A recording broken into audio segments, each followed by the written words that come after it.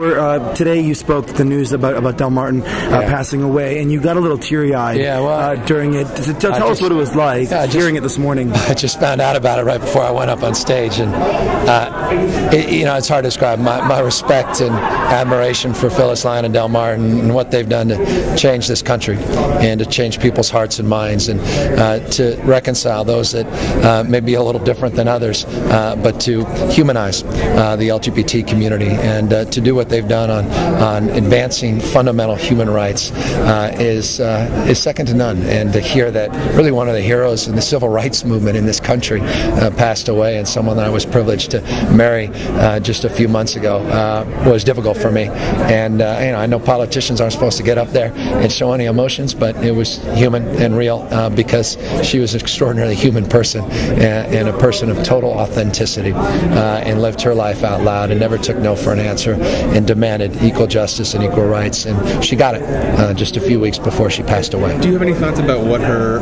legacy is or should be? Her legacy is a living legacy as long as we make it real, and that's continue the work that we need to do by defeating Proposition 8. I mean, the idea that her marriage, in essence, would be invalidated, even if it's not legally invalidated, but invalidated in the context of its symbolism, not just its substance, by the voters overturning a court decision and twice a legislative sanction, would be devastating. This would be a huge setback in LGBT community rights movement, and it's frustrating with respect to some of my heroes in the Democratic Party, and that we're saying one thing privately and doing another thing publicly.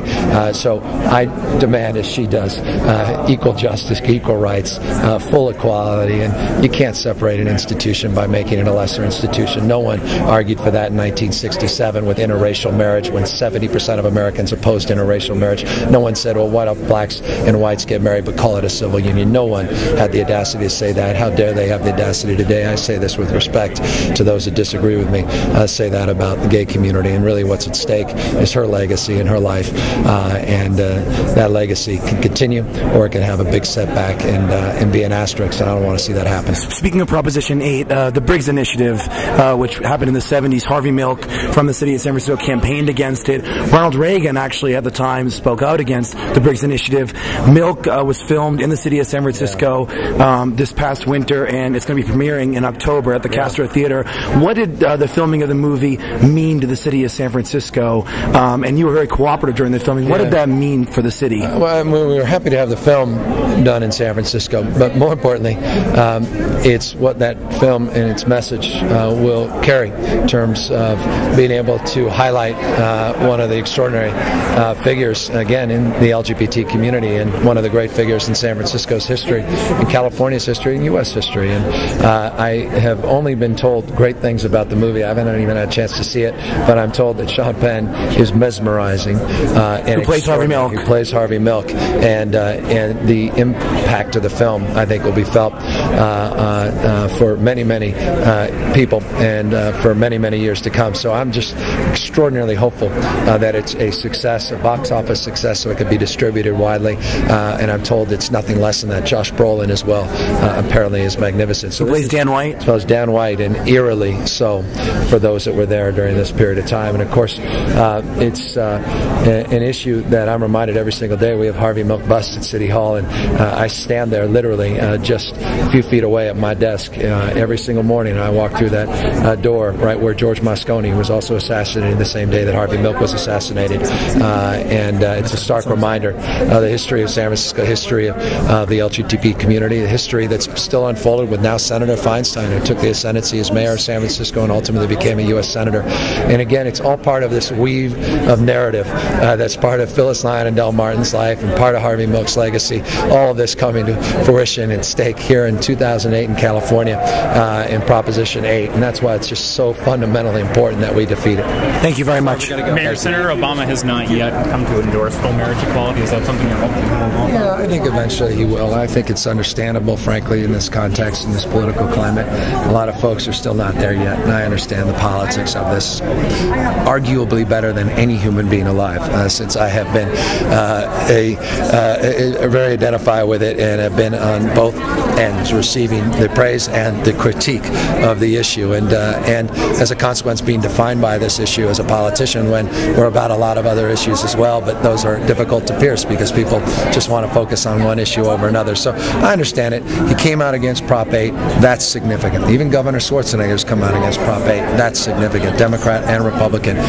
But we eventually cannot be a party that stands on the principles of Brown versus the Board of Education as we celebrate its 54th anniversary next year, its 55th anniversary, where separate as fundamental construct is not equal. And as we commemorate Brown v.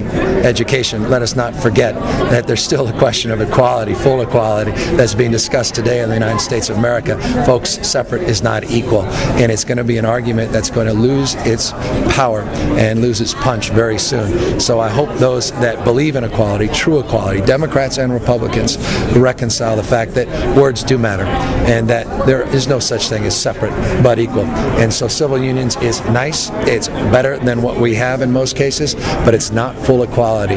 And for those that are married that believe in civil unions, I'd ask them, why isn't it that have not turned in their marriage certificate for a civil union? If it's the same thing, what's the big deal? I've never seen one politician that supports civil unions that's married ever say, well, I'm happy to get rid of my marriage certificate, because when they asked their fiancé to marry them, they asked that question, not the question, will you civil union me? It's a very different question. All right, Mr. Mayor. Thank you. Thanks, sir.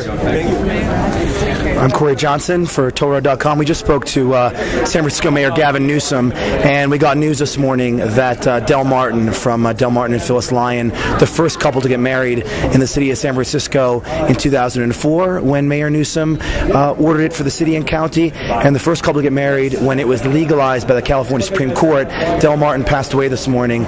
She was in, I believe, her late 80s, and Mayor Newsom today was teary-eyed speaking to the LGBT caucus here at the convention. Mayor Newsom's probably going to run for governor of California in 2010, and it was nice to get his thoughts on the movie Milk and on the election and what's happening with Proposition 8. I'm Corey Johnson for Towleroad.com. Keep checking back with us.